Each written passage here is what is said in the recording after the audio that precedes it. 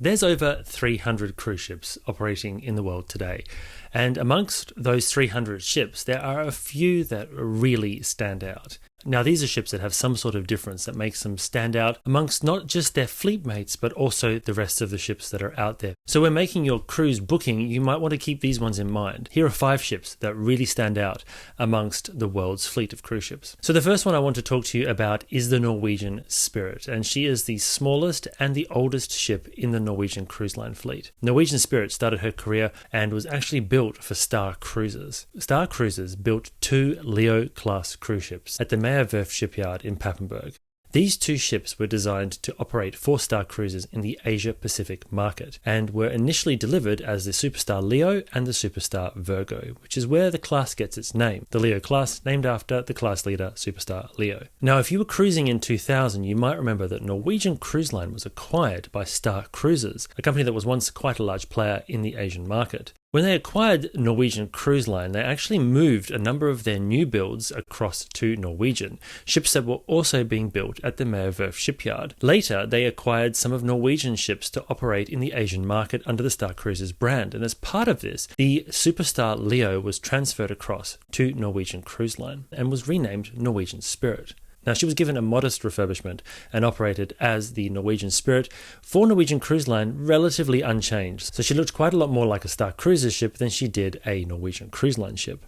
However, just before the global cruise shut down, Norwegian actually pulled her out of service and gave her a mammoth $100 million refurbishment. This refit goes so much further than any other cruise ship refit that I've experienced in that it didn't just update the interior, it actually saw them rip out most of the original fixtures and fittings, most of the original carpeting, floor coverings, wall coverings, ceiling panels, all sorts of things that you can think of to make up a ship, and they replaced it with brand new ones. This refit was remarkable and means that the interior of this ship for the most part looks like a brand new ship. But because she was built and designed in the 1990s, she has that classic cruise line feel that many of those 1990s ships are well known for and that people love them for it. This means she has a beautiful open promenade deck, for example. She has terraced aft decks on her stern, which give you beautiful views down towards the swimming pool area and out to the open ocean. She has gorgeous interior spaces that have been completely refurbished, but they use the space, the footprint of the original design, which gives her this lovely element of being a new ship in an old ship, and it's quite fantastic. One of my favorite places on board is the Spinnaker Observation Lounge, and this is a beautiful forward-facing lounge area that also has these 2 little nooks on top of each of the bridge wings that give you a beautiful view towards the aft as well. These sorts of designs just aren't done anymore. These beautiful areas with this massive real estate like the observation lounge is quite often now being reserved for ships within a ship or key card access only. But on an older ship like Norwegian Spirit, you can enjoy all these amenities with a modern new interior on a ship that was designed in the 1990s. And because she was built at the Metamorphosis shipyard, she's also considered to have some excellent engineering, so she's a very reliable ship and a great ship to travel on. Now, moving across to Royal Caribbean, and another ship that you might enjoy is the Enchantment of the Seas. And this again is one of their older ships. She's a special gem because not only is she part of the Vision class, which is their oldest class of cruise ships, but she's also the unique member of the fleet. And this is because that while she was built as a standard Vision class cruise ship, in the year 2005, she was actually taken out of service and lengthened. Now, this refurbishment saw the ship go into the dry dock and get cut in half, where a new section was put in the middle. This makes her larger than her fleet mates, and because of this, she has more amenities than the rest of the Vision class ships, but still has all of the things that make the Vision class special. One of the elements about the Vision class is the huge amount of glass used throughout the design of the ship, which means the interior spaces are bathed in lots of natural light. Now, this extension of the ship didn't impact that at all. In fact, it only amplifies it, giving more spaces for bars and lounges, but also preserving the central core of the ship where the atrium is, that has a beautiful glass roof and links through to glass areas that look out over the promenade deck and just make the whole space make you feel like you're at sea. It's just remarkable. Now, the additional space also allowed not just for extra cabins, but also more amenities. And this is particularly noticeable on the top pool deck, where you have these 2 wings that jut out on either sides of the ship to give you beautiful views down the side of the vessel, but also it expanded the swimming pool area and gave more space for sunbathers and more space for people to enjoy the water amenities on board. The Enchantment of the Seas is an experience that I really enjoyed, and I would happily cruise on board her again. In fact, if I got to choose any of the Vision class ships, she'd be the one, and she probably would be amongst my favorite ships of all time, as you can tell from the pictures in the background.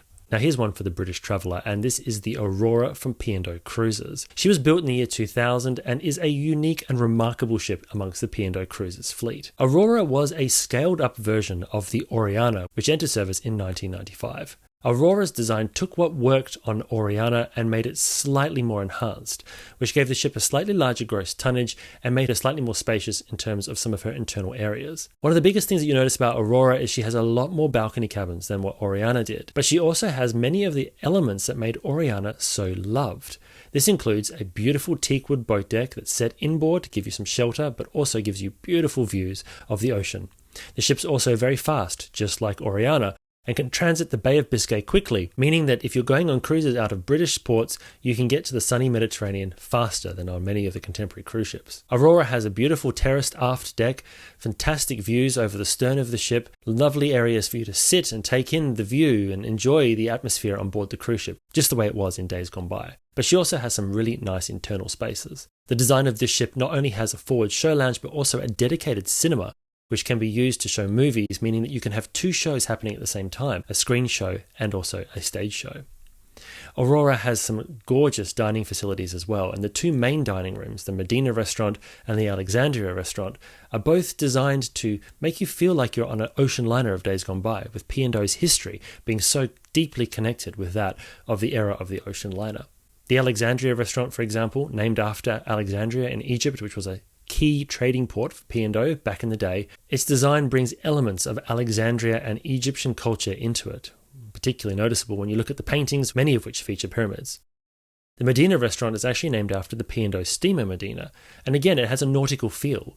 You can even enter it from the deck above down a main staircase, which gives you that grand entrance feel. Aurora is a special ship, and she's just been refurbished by P&O Cruises, which indicates if they're going to spend a lot of money on her, they may well be thinking of keeping her in service for quite some time yet. Staying in the United Kingdom, and another ship that I really wanted to highlight was Ambassador Cruises Ambience. This ship has a remarkable story. She was first designed for Sitmar cruises in the 1980s and entered service in the 1990s after Sitmar had been acquired by Princess. The ship was named Regal Princess, and its design immediately attracts the attention of onlookers because it was created to look like a bottle-nosed dolphin. And in fact, the designer, Renzo Piano, who's famous for designing iconic buildings around the world, particularly in Europe, he was actually involved in the design of this ship, and the forward profile is designed to make it look like it's a bottle-nosed dolphin. Can you see it? Anyway, this ship sailed with Princess Cruises for a number of years until it was transferred across to P&O Cruises Australia after Carnival Corporation acquired P&O Princess. It sailed in Australian waters under the name of Pacific Dawn, and it became a very important part of the Australian cruising fleet. The ship operated here until the pandemic, and actually during the global cruise shutdown, it went up to Manila to go into warm layup like so many of the other cruise ships at the time. And during this period of time, P&O Cruises actually sold the ship. It was intended that it would go to CMV, and in fact it had been announced before the pandemic that the ship would eventually be retired. But CMV collapsed, and so it was subsequently sold to become a cryptocurrency community off the coast of Panama. Now, I don't know about you, but this did sound like a very strange idea to me at the time, and ultimately the venture fell through, and the ship was actually flagged for scrapping. It was on its final voyage when it was subsequently purchased by the new Ambassador Cruises and renamed Ambience, becoming their flagship. The ship was saved from the scrapper's torch and now operates cruises for the British cruise market. Now, she does do occasional world cruises, and I was able to tour the ship when she was in Australian waters, and inside she looks absolutely spectacular. For a ship that was built such a long time ago and has had such a troubled history in recent years, they've done a great job at reactivating her. Many of the interior spaces remind me of the P&O Cruises Australia interiors because they, for the most part, haven't been touched that much. But that being said, they are very elegant with more modern flair due to those additions that were made by P&O Cruises Australia. She's now become the flagship of the Ambassador Cruises fleet and operates cruises out of the United Kingdom. So if you get an opportunity to go on board, let us know what you think in the comments below. Now, the last ship I wanted to mention is another one that I think is pretty special, and that's Fred Olsen's Balta. This ship started its career with Holland America Line as the Amsterdam, and it was built as a sister ship to the Rotterdam. The Amsterdam and the Rotterdam both have very similar external profiles, and during the global cruise shutdown, both ships were sold to Fred Olsen Cruises to become the Borealis and the Balta. Now, Balta is an interesting ship because of the design of the ship. She has a very traditional feel. She has a gorgeous teakwood boat deck. She has beautiful open deck spaces on the top of the ship, and she has those twin funnels that really do make her look like an older style cruise ship. But she's very modern in terms of some of her amenities as well. She has all of the mod cons that you might expect on board a cruise ship in 2025, but she has that atmosphere inside that makes her feel like the cruise ships of days gone by. Some of the things that really stood out on this ship is when you board the ship and you go into the main atrium area, you see this gorgeous four-faced clock in the center. It's a chiming clock and it goes off once an hour. There's all sorts of different elements to this, and you can see the cogs moving and the clock actually starts to come alive every hour. It's just a lovely centerpiece that you don't often find on modern day cruise ships. There's a nice show lounge with twin levels, and you've got great sight lines down to the main stage there at the front of the ship. And you also find that the ship has a very nautical feel in terms of its onboard atmosphere. They have some lovely rooms that they've built into it, using the spaces that Holland America had designed that really lean into Fred Olsen's history, because you might not know this, but Fred Olsen's been around since the 19th century. They've had a fleet of ships operating passenger voyages for longer than many of the other cruise brands that you might know more about.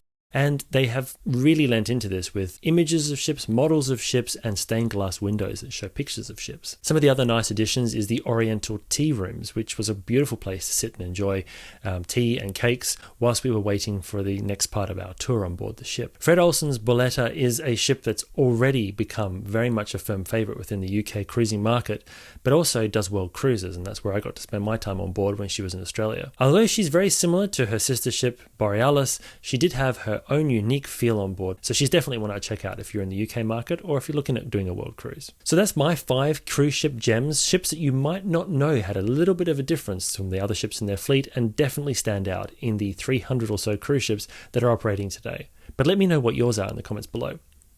Thanks so much for watching, and if you enjoy this kind of content, don't forget to subscribe. It'd be great to have you on board. And if you like long-form cruising content, don't forget to check out The Expert Cruise Show, where Anthony Davis and myself each week will bring you tips, tricks and hacks on how to make the best out of your cruise, and also our shared passion for cruising and cruise ships.